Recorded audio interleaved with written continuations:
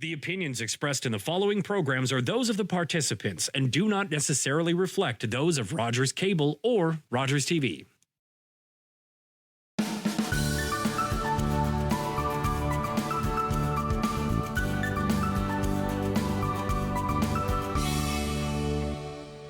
Hello, everyone. Welcome to another episode of At the Heart of Business. I'm your host, Judith Tate.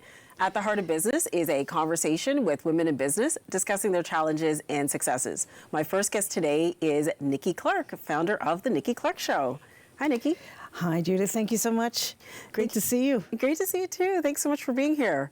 And what I like pleasure. about this is now we've switched seats because you had me on your show a few years ago, which was a great experience. So thank you so much for being here. Oh, and it was so delightful to have you on the show, and I'm truly honored to be on the other side of the couch. Yay. Thank you. Well, we're going to have a great conversation. Sure.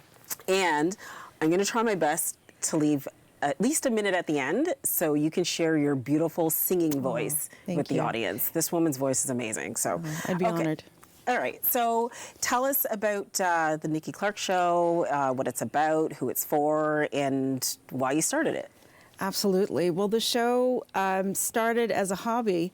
I was teaching at a community college for like close to a decade. And I always had a natural interest in learning about people and their stories. I was fascinated with, how they overcame challenges and how they got to their place in the sun. And it was the 10th year of my teaching that I decided to start the show. So the show's idea was to transform lives one story at a time, invite people from all walks of life to share their heart stories, and I dare them to, take their mask off and to speak from an authentic place if they so dare to do that. And what I believe would happen would be a cathartic release of emotions. They could not only heal themselves, but those listening to the stories could realize that they're not alone in their own circumstance, and that there was a community out there that had similar situations, and they had resources to get the help they needed, whether it was professionally or personally. So, I leave teaching, I start the show, and 16 years later, the show is still transforming lives one story at a time, and I'm so happy that you're part of the platform. When you did, I learned a lot from your story. Oh, did you? Yes. Oh, okay, that's great. Yes, which leads me to, want to stay connected with you, and I understand like the premise of what you do is the heart-centeredness in business. Thus, the name of the show, The Heart of Business. That's what I do whenever I connect with people. It's from a heart-centeredness. And I can see that that's who you are. That's who I am. You're just such a very heart-centered, lovely person. Thank you. Very pleasant. And you are too. Oh, thank you.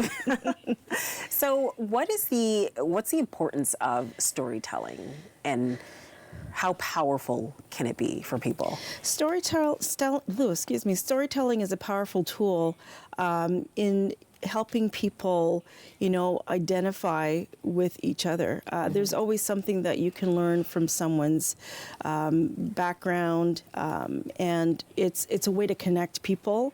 It's a way to bring walls down. It's a way to foster trust, and it's a way to create these relationships. And you never know how far the relationships will go, whether it be someone you can work with, or maybe someone who's going to be a lifer. Like, I like to call myself a lifer with a lot of people I encounter. I mean, I'm with you for as long as you want me to be. You know what I mean? And that means helping you shape whatever form of journey that you're walking on. I want to be part of that life-changing process with you.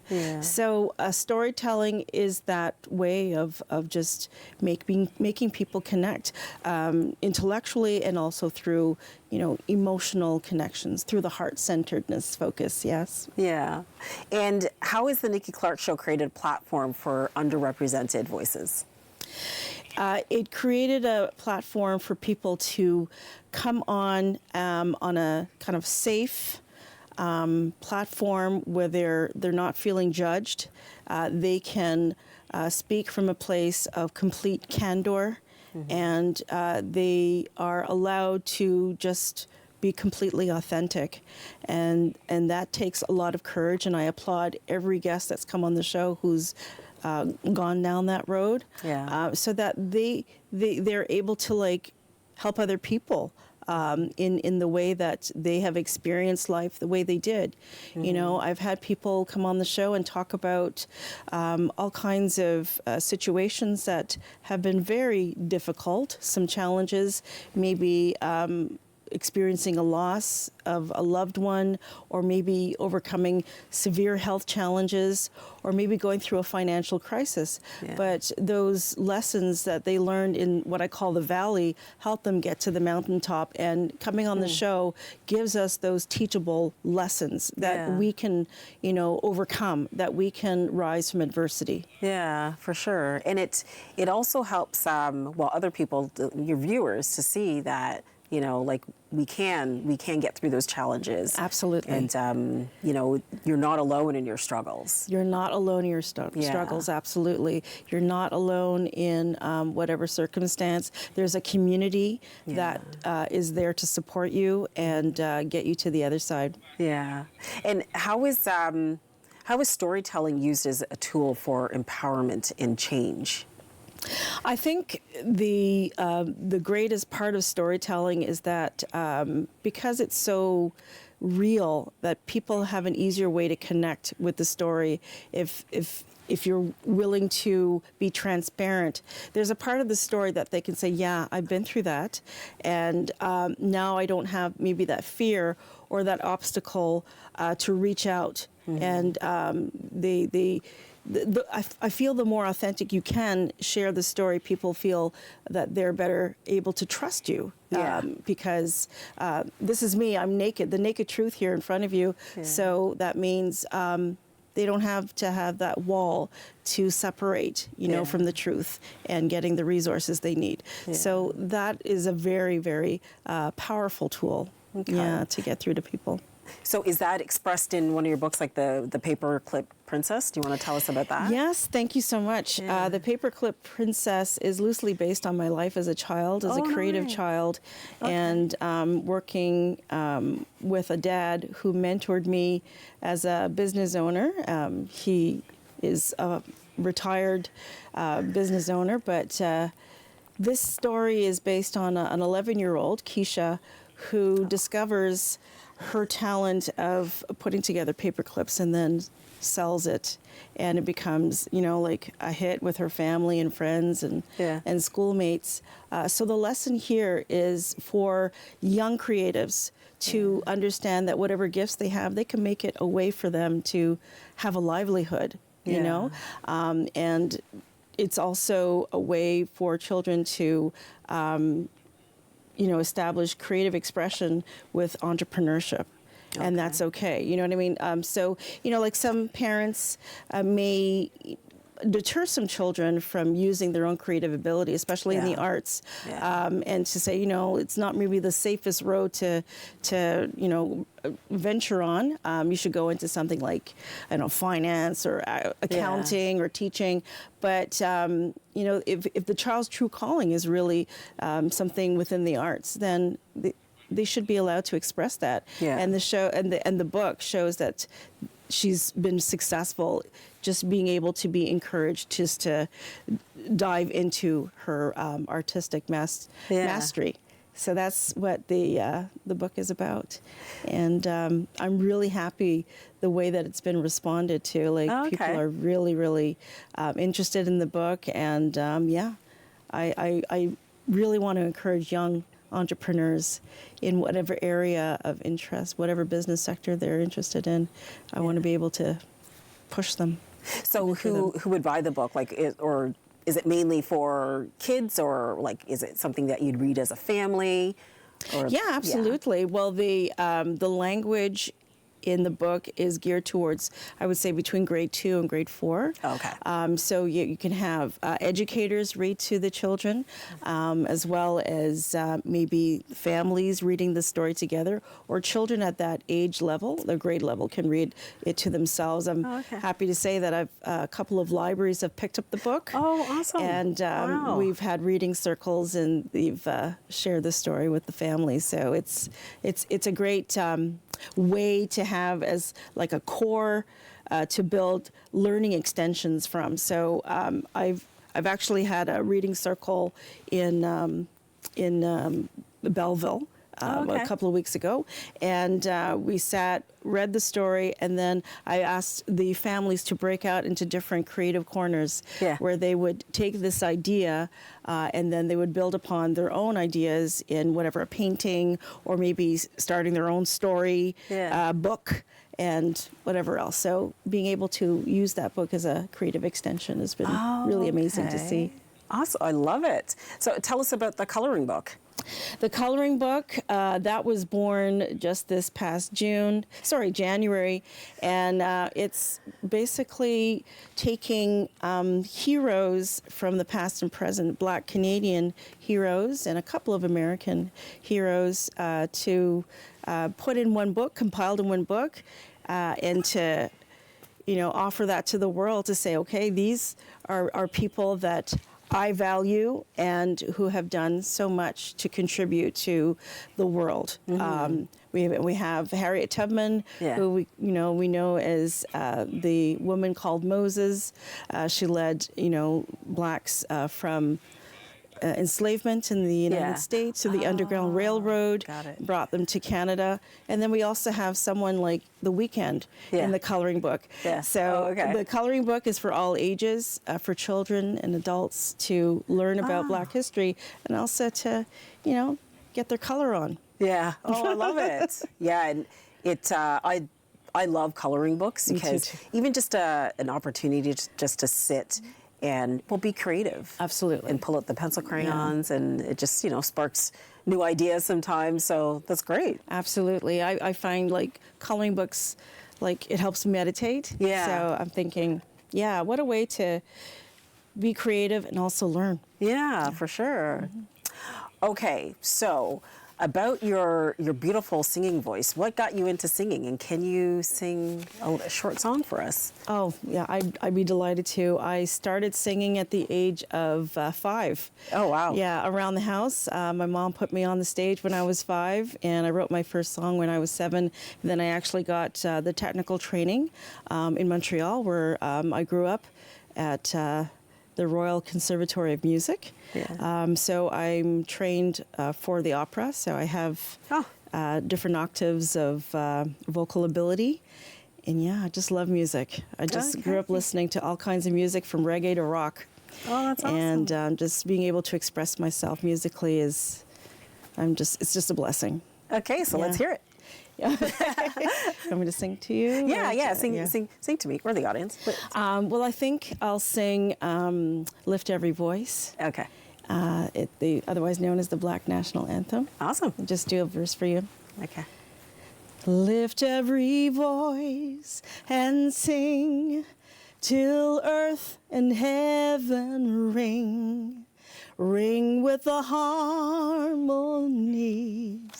of liberty.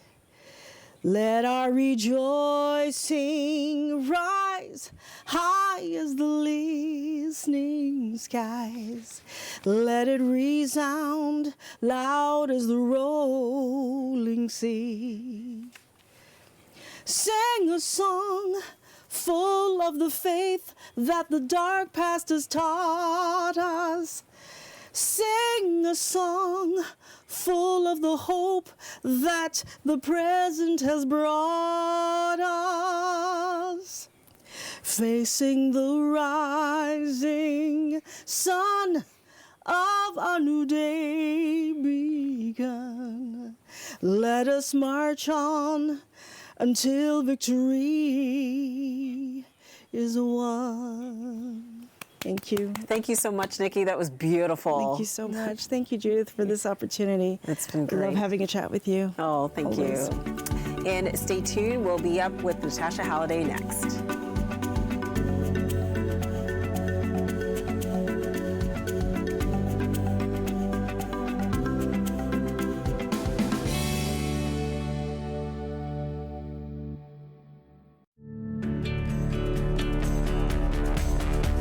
This program is brought to you by Rogers Xfinity, connecting you to more of what you love. Visit Rogers.com for more details. We're in for something special. The best of the best. It's showtime, and away we go. We're going to drop the gloves right away. The rivalry heated up. That was the greatest start to a hockey game ever. It's murder in overtime. McDavid scores! Look at that. What a goal. Oh, Bennington Keane, saver. Connor McDavid scores for Canada. Best on best, and still the best. This is Rogers TV.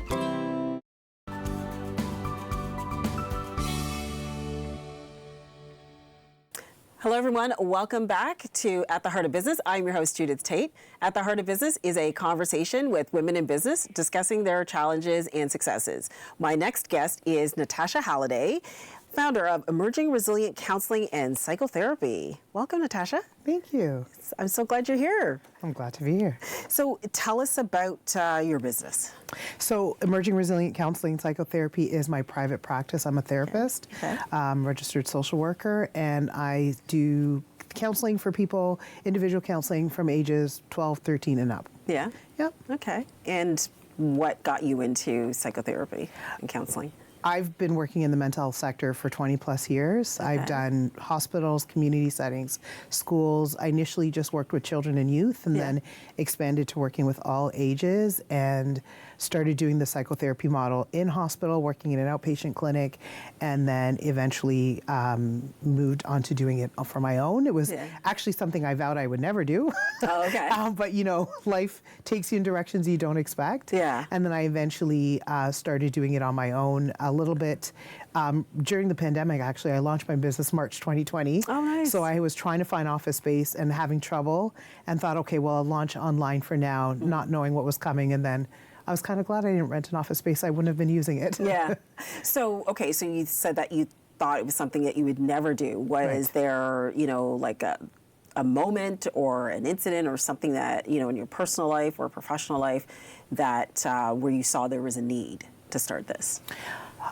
It was part of the reason I didn't want to do it was the need that I saw for me not doing it. So when I worked in hospital, I understood that hospital settings, places like that need diverse staff. And so I was really content to be in that setting and then started to, as I enjoyed doing psychotherapy and not wanting to work solely under the medical model, you know, I think between cultural factors, spiritual factors, the way that I address healing is different than what I was dealing with in the hospital. And that kind of pushed me in the direction. And I really think, you know, that was what God wanted me to do. So trying to be obedient and just choosing to move in the direction that I felt that I was supposed to go, whether it was my original plan or not. Okay.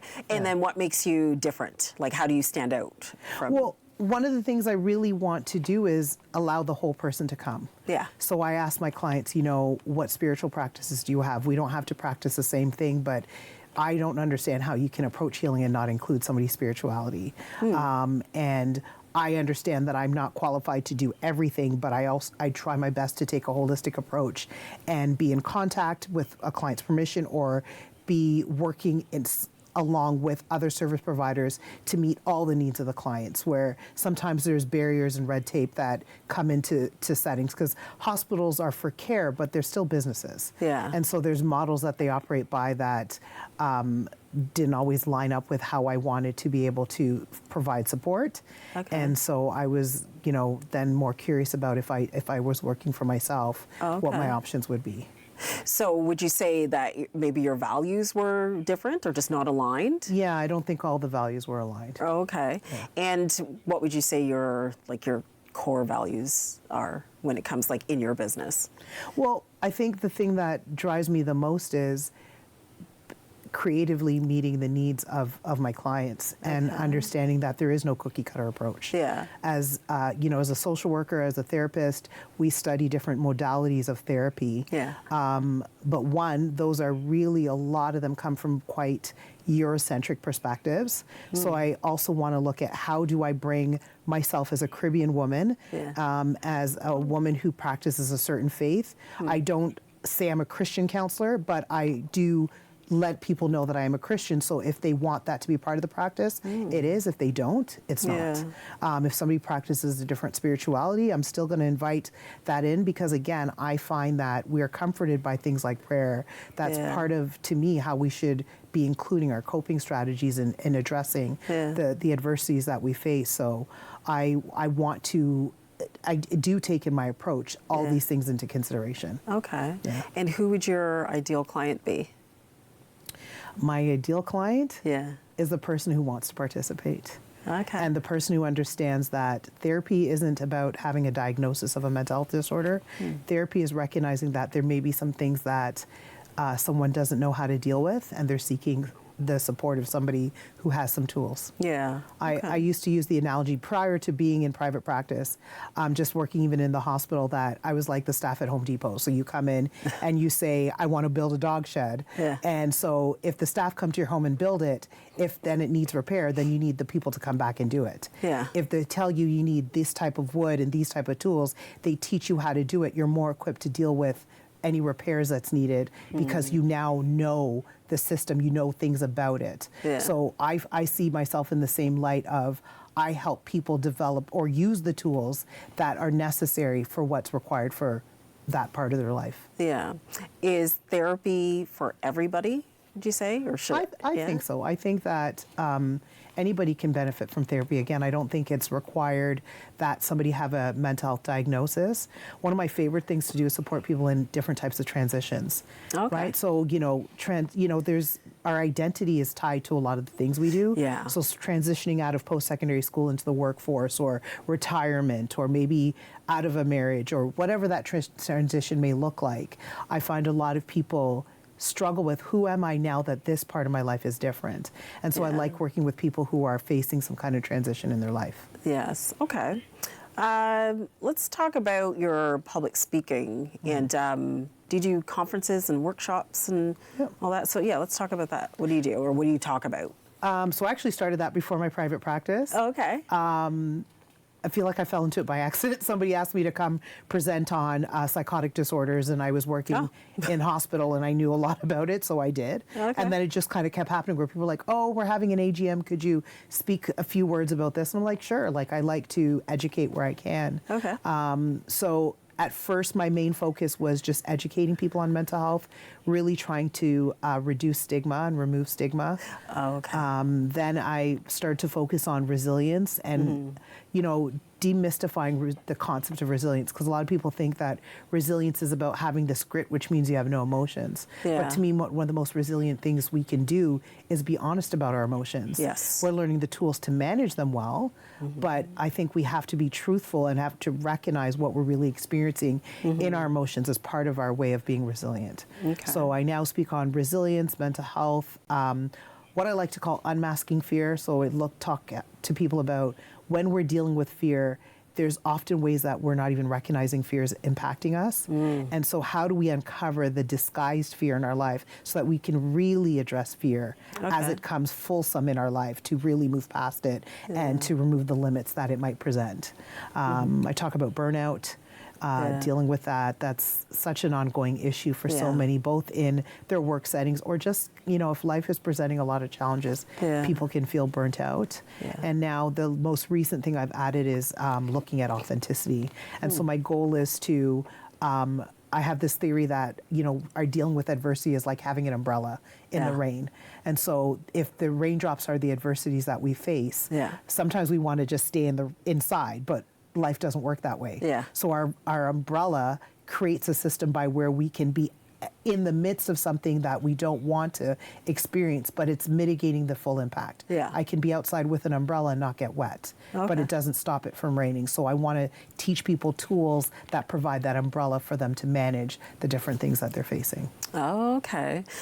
Are you seeing a lot of, just with the collective energy right now, there's so much going on in the world. Are you seeing a lot of fear just in everyday normal activities and lives and how people interact with each other, or even at work, or business owners interacting with other business owners? Like, what does that look like? I think that, yeah, I do see a lot of fear. And then again, there's that picking apart where fear is presenting that they don't realize, right? And what I often do is I give examples of how I didn't realize fear was impacting me and how I was rationalizing it and using words that seemed nicer and more acceptable. And I would talk about what my responsibility was. It was really fear. And I would say, oh no, I'm obligated to do this. It was really fear. Well, the logical thing to do, nope, it's really fear. Yeah. And so starting to go beyond the layers to see that when we really see it, fear can be in many areas of our life. And then once we pull that mask off, then that already starts us on the course of figuring out how to deal with it. Okay. What does that mask look like sometimes? Because a lot of times we don't recognize it. Right. But what do you see it as, or what can we look out for? Well, again, the other words that present that seem more acceptable. Yeah. So I give one example of when I first started doing more public speaking, people were like, get on Facebook Live. And I was like, well, I'm a social person. I've got to be, if I'm on screen, I want to see faces. And I had all these beautiful rationalizations. I was like, logically speaking, it's not a good fit. No, I was scared. The first time I said, okay, I'm going to try it. And then I felt that feeling in my gut. Yeah. I was like, oh, girl, you've been lying to yourself. You're scared.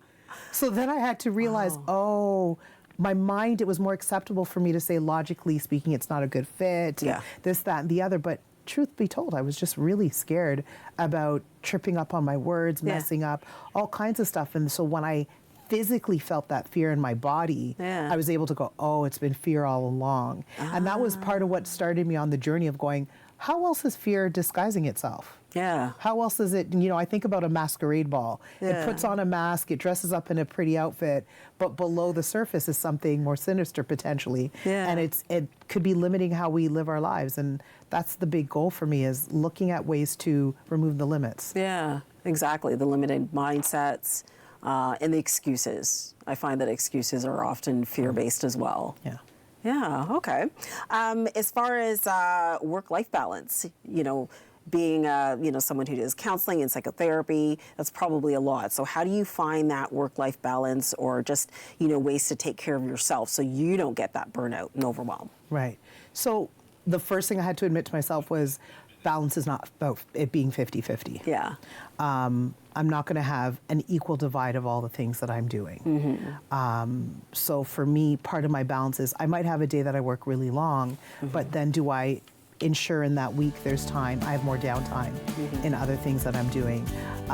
One of the things I've started to pay attention to when I start to feel a bit more tapped out is we can be drained in different ways. So am I emotionally drained? Am I physically drained? Am I socially drained? Am I spiritually drained? And so one of the ways I keep my balance is by tapping into that and then pouring in that specific area. And I have this idea of, if we thought about ourselves like a cell phone battery, sometimes what we do is we stop running the apps so the battery doesn't drain as much. But are we plugging in? Yeah. So I try to choose activities that I know are recharging me, are filling me back up, because life has lots of things that can pull the charge from you. So I have to be intentional. How do I bring charge to myself? Okay, great. Well, thank you so much, Natasha. This was a great conversation. It's great to have you. Thank you. Okay. And thanks so much for watching. We'll see you next time on another episode of At the Heart of Business.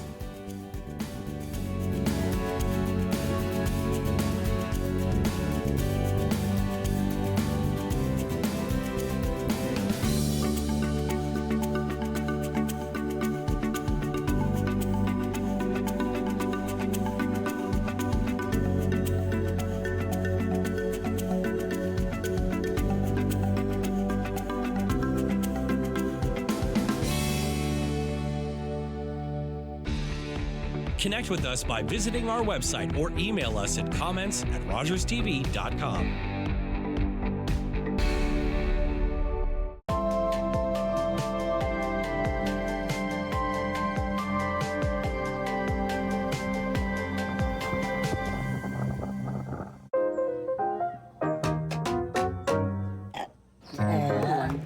You.